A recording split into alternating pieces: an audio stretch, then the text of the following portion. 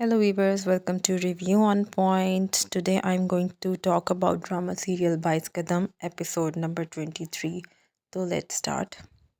जी viewers, जैसे कि हम लोगों को पता है कि 22nd एपिसोड के अंदर कुछ भी नहीं हुआ था सिवाय इसके कि लड़कियां जो थीं वो ट्रैफिक में फंस गई थीं और ना किसी को वॉशरूम जाने की ज़रूरत पड़ी ना खाने की ज़रूरत पड़ी। बस सारी एपिसोड के अंदर यही था कि वो फंसी हुई हैं।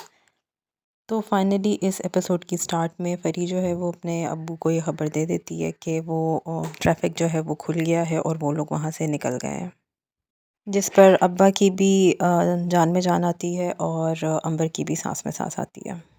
एनीवे जैसे ही इनका सफ़र दोबारा से स्टार्ट होता है तो परी जो है सबको बताती है कि आमू का निकाह है और इसी खुशी के अंदर फिर से वो गाने स्टार्ट कर देती हैं। 21st एपिसोड के अंदर भी वो थ्रू आउट जीत का जो जश्न मना रही होती हैं वो ट्रे बजा बजा कर गाने ही गा रही होती हैं और अब भी वो गाने ही गा रही होती हैं।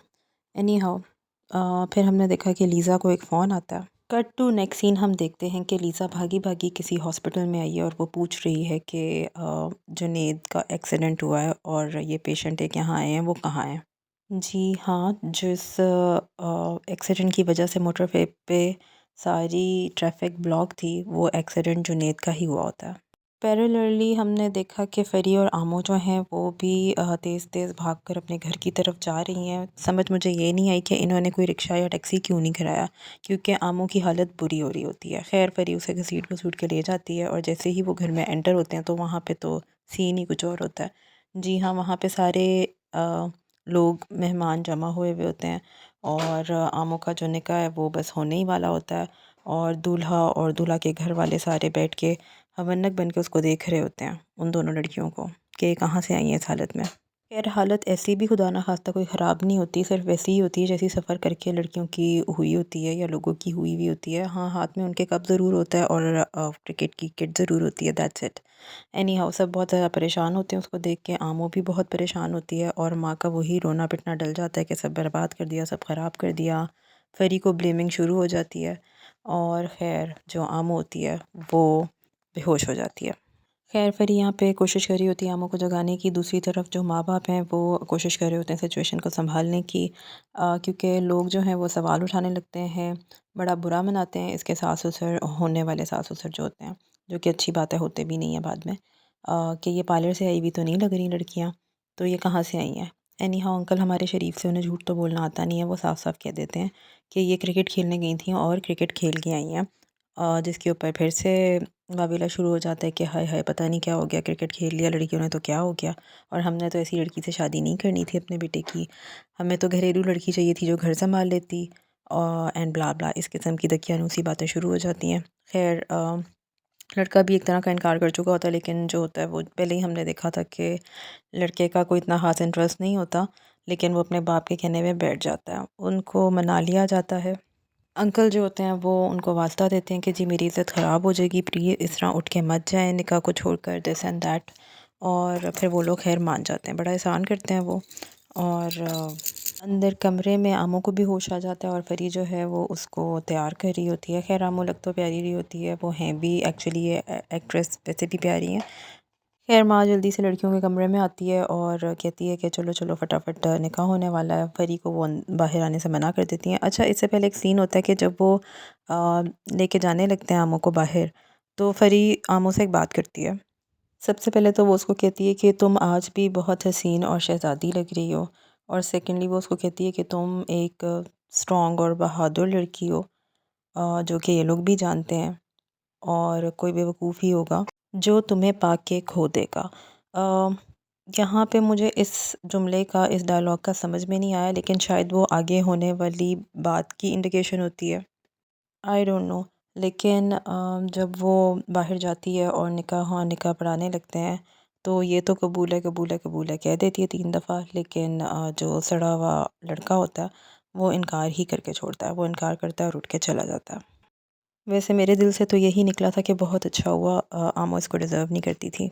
एनीवे जैसे ही लड़का उठ के जाता है तो बाप की परेशानी, माँ का वही रोना पिटना, और माँ जो है वो अपने कदमों पे खड़ी नहीं रह पाती और वो नीचे बैठ जाती है ज़मीन पर, और फिर बस एक मातम सी कैफियत इस घर पे तारी हो जाती है। परी भाग के आती है, माँ को संभालने की कोशिश करती है और माँ को अपने गम में भी ये याद होता है कि परी को मैंने गुस्से से झटकना है, वो उसको दूर कर देती है।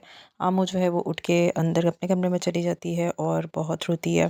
फिर एंड तक सारे सीन में आम्मू जो है वो फ़री को ब्लेम करती है, माँ जो है वो फ़री को और उसके बाप को ब्लेम करती है और बाप भी बहुत अच्छे और सीधे तरीके से फ़री को ही ब्लेम करता है कि मैंने तुम्हारी खातिर ये सब कुछ किया और तुम अ, क्या कहना चाहिए, मतलब तुम अपनी बात को पूरा ना कर पाई, इस तरह की बात करता है वो।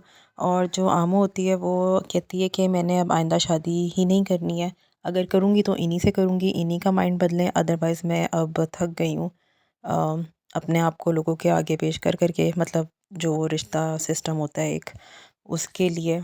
और लोग मुझे जज करते हैं तो मुझे बिल्कुल अच्छा नहीं लगता और मतलब वो भी गुस्से में ये बात कर देती है। खैर सारे के सारे बहुत परेशान होते हैं और बाप भी मैंने यहाँ पे देखा फ़र्स्ट टाइम कि वो बहुत ही डिसअपॉइंटेड नज़र आता है। ठीक है, ओके फ़ाइन, सारा सिचुएशन अच्छी नहीं थी, मतलब किसी लड़की की शादी हो रही हो और इस तरह से बारात उठकर चली जाए, निकाह टूट जाए, तो दैट्स नॉट गुड। बट अब इतनी भी बात नहीं है, मतलब आमो is a good looking girl और मतलब आगे नज़र भी आता है कि क्रिकेट में इसका कोई ना कोई फ्यूचर बन सकता है, तो इतने रोने पिटने की कोई बात नहीं थी। बट ऐसा भी नहीं है कि ये दुनिया का आखिरी रिश्ता था और अब उसकी शादी कभी नहीं हो सकेगी। एनी हाउ इनका सीन यहाँ पे हो जाता है कंप्लीट। फिर एंड के सीक्वेंस में हमने हॉस्पिटल का सीक्वेंस देखा जहाँ पे लीज़ा जो है वो जुनैद के पास खड़ी हुई है। जुनैद जो है आईसीयू में है और फुल पट्टियों वगैरह से भरा हुआ है, गर्दन में भी उसके कॉलर लगा हुआ है। खैर जब वो उठता है तो वो एकदम कहता है कि मैं कहाँ हूँ और फिर लीज़ा उसको समझाती है उसे कि तुम कहाँ, और उसका एक्सीडेंट हुआ है। और वो फिर उससे बस मतलब उसको बर्दाश्त नहीं होता, उसे बस दिमाग में यही होता है कि मैंने कैंप पहुँचना था, क्या टाइम हो रहा है, दिस एंड दैट। वो चीखता है, चिल्लाता है, रिएक्ट करता है। लीज़ा जो है वो उसको संभालने की कोशिश करती है बट वो समझ नहीं उसको आ रही होती है, अंडरस्टैंडेबल। और वो चीखते हुए ये बात भी करता है कि मतलब कैंप में जाना बहुत बड़ी बात होती है, ये अपॉर्चुनिटी एक ही दफ़ा किसी को मिलती है। खैर वो लीज़ा को भी कहता है कि मुझे क्या हुआ है और मतलब मैं जाना चाहता हूँ, मुझे जाना है, मुझे अभी जाना है, डॉक्टर को बुलाओ, दिस एंड दैट। लीज़ा उसे कंट्रोल करने की कोशिश करती है। खैर वो अपने आप को जब मूव करने की खुद से कोशिश करता है तो उसकी टांगें नहीं हिलती और वो उसके लिए एक शॉक की बात होती है कि उसकी, वो फिर बोलता भी है कि मतलब मेरी नीचे की बॉडी मूव नहीं करी तो मुझे क्या हुआ, डॉक्टर को बुलाओ। एनीवे अब पता तो चल गया है कि मतलब शायद ये कभी आगे चल के क्रिकेट ना खेल पाए, परस्यू ना कर पाए अपने इस ख्वाब को। लेकिन स्टोरी किस तरह आगे बढ़ती है इसके लिए हमें आगे देखना पड़ेगा और आई होप कि अब आगे थोड़ी सी फास्ट पेस में ड्रामा चले, क्योंकि पिछली 2-3 एपिसोड से ये बहुत स्लो जा रहा था। एंड स्पेसिफ़िकली इस सीन में जो हॉस्पिटल वाला सीन था, यहाँ पे वहाज अली की एक्टिंग बहुत ज़बरदस्त थी। पता चल रहा था कि मतलब उसका जितना सवेर एक्सीडेंट हुआ है और वो जो उसके माइंड में था सीन के उसने अब कैंप में जाना है, तो वो उस तरह से रिएक्ट कर रहा था, बहुत ज़बरदस्त एक्टिंग थी। एनीवे चेक करते हैं कि अब नेक्स्ट एपिसोड में क्या होगा।